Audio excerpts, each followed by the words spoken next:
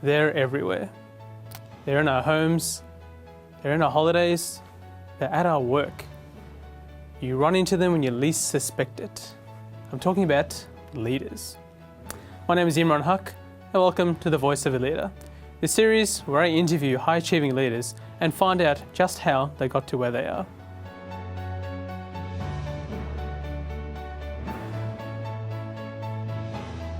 Public speaking. According to many studies, people's number one fear is public speaking. That means people would rather jump off a building and kill themselves than speak in front of people. Incredible. This week, I had the privilege of interviewing Catherine McGillivray, who was the district governor of a public speaking and leadership organisation called Toastmasters. Catherine, welcome to the Voice of a Leader series. Nice to meet you. Nice to meet you, Imran. You're the very first guest on my show. Woo! We'll get into the questions. Public speaking. People are petrified of public speaking. They actually would rather jump off a building, kill themselves, than talk in public. Why is that? I think people get very overwhelmed by the fact that other people are going to look at them and judge them.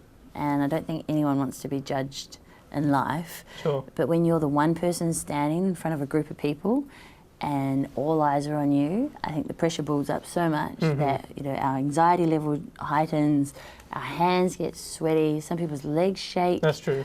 And some people go blank, and no one wants to be embarrassed in front of their friends or their colleagues. No problem.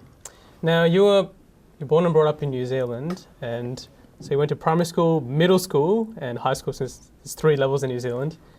And you played, I think, every sport on the planet. At one stage, you had, let me get this right, 9 part-time jobs. Do you sleep?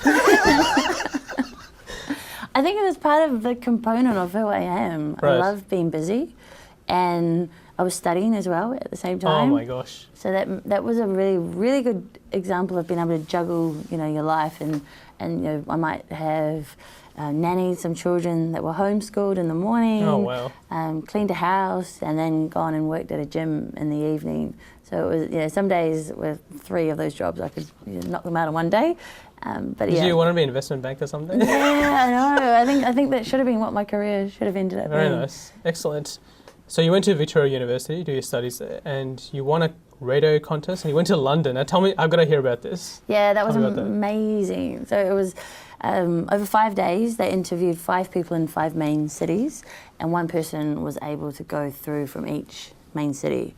Oh wow. And I think you needed to be really good at putting yourself, in front of a group of strangers, plus everyone over the country could hear like the kind of commercial radio. Sure, yeah. And one of the things I had to do was come up with something that represented me in the form of a hat. And you had to run around the city at 7 o'clock in the morning. Is he serious? Yes. And out of the 5 contestants, 2 people came back with boxes that they put on their head. Yeah. I went and I actually went to McDonald's. It's a place I used to have Place one to of go. those part-time jobs.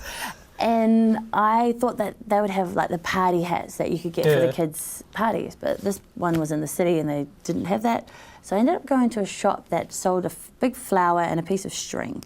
And I tied the flower and the string around my head, and I talked about the contrast between it being winter where we were and going to London where it was going to be summer. And that was my play on the idea of improvising. Excellent. And putting myself out there, and it paid off. What did you actually do when you went to London? We did more of those sort of things. So there was a lot of like a talent quest, in the middle of the night in Soho, trying to busk.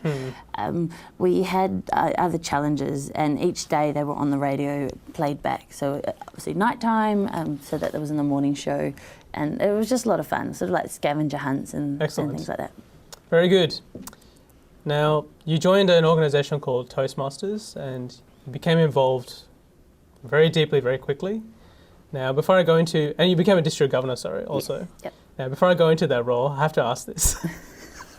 Sure, many people want me to ask this. Is there any, it's called Toastmasters, is there any bread involved?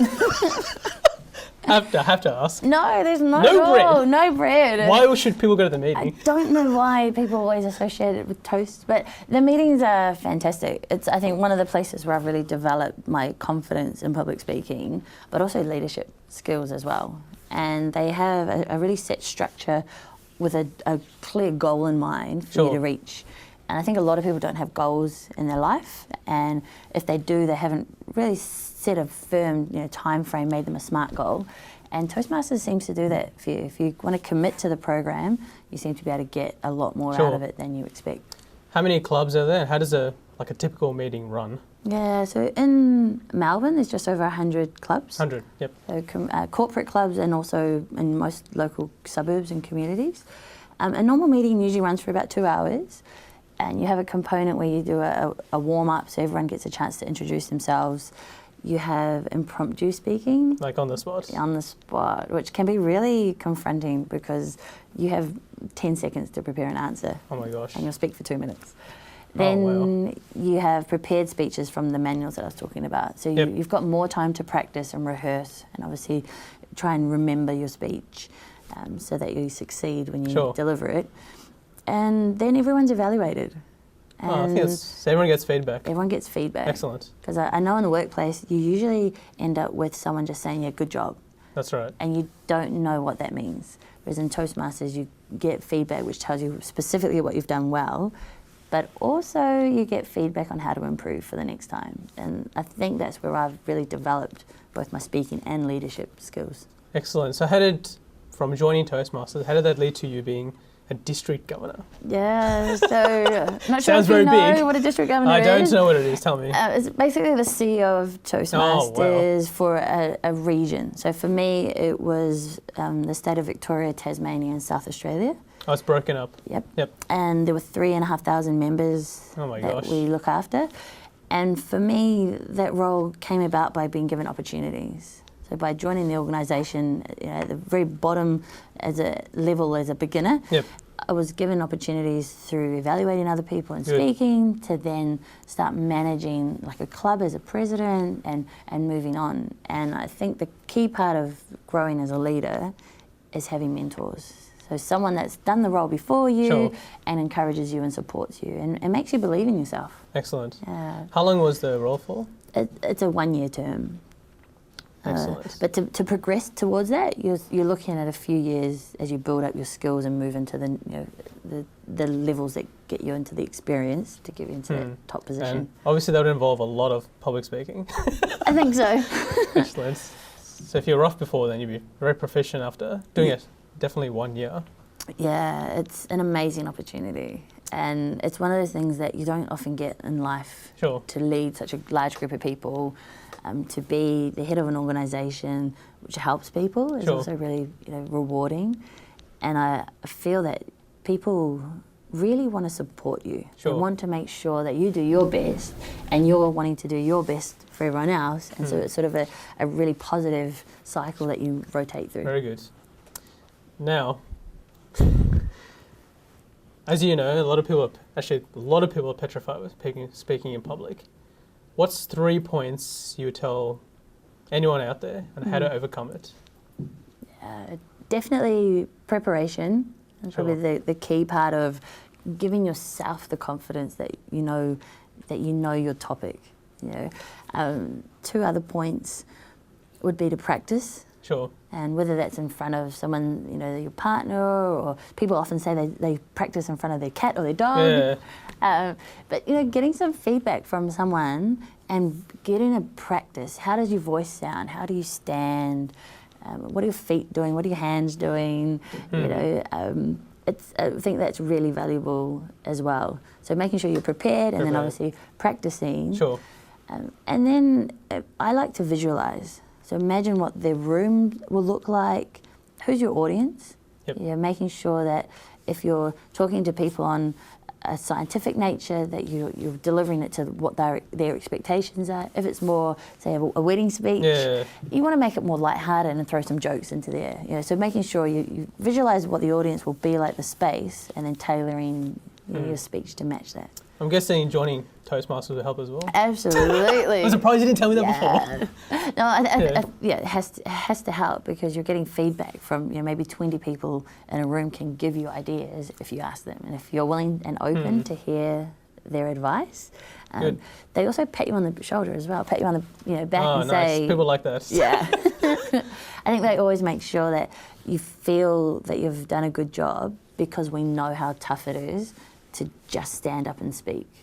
I think the community and the feeling that you get that you've done a good job, you stand taller, you feel happier. And like I said, you have something to go away with to work on, which is it's great. Very good. Now, the last question I have, it's a surprise question. There's this concept that if you picture people in their underwear, it helps you speak better. Is that true? Well, I was presenting. It's funny, actually, Julie, that you say this. I was presenting to a group of people, and I knew I needed to be lighthearted. I knew that they weren't going to be the scientific type. Sure. And I explained that some of the things that you can do as a strategy is to imagine people in their underwear. And one of the person in the audience spoke back and said, "I can see you in your underwear." And it just completely broke the ice within the group. It wasn't like an old man or something. No, he was quite cute. We won't go into there. No, Yeah. but it's a way that I think people have always talked about it. Sure. I think it could be quite distracting. Fair enough. The way I solved the awkwardness of it, as I said, I'm also picturing that the room is black and the lights are off. Right. So even though you're in your underwear or you're naked, no one can see each other. Yeah, I don't know if that truly works. I prefer to see people with their clothes on. There's a part 2 to this. It's R-rated. We won't talk about it. No, excellent. Look, Catherine, thank you once again for coming along. As I mentioned, you're the very first interviewee. Hopefully there's more to come along. And thank you again for giving a brief insight into your background and Toastmasters. Wonderful. It was great to meet you. Thank you, Catherine. There you have it. As mentioned by Catherine, there are many ways of overcoming your fear of public speaking. One of the ones I particularly liked was preparing. Just like anything for an interview, if you're giving a speech at a friend's wedding, it's good to have an understanding of scenery of what the area will look like, and practicing. That's all we have for this episode.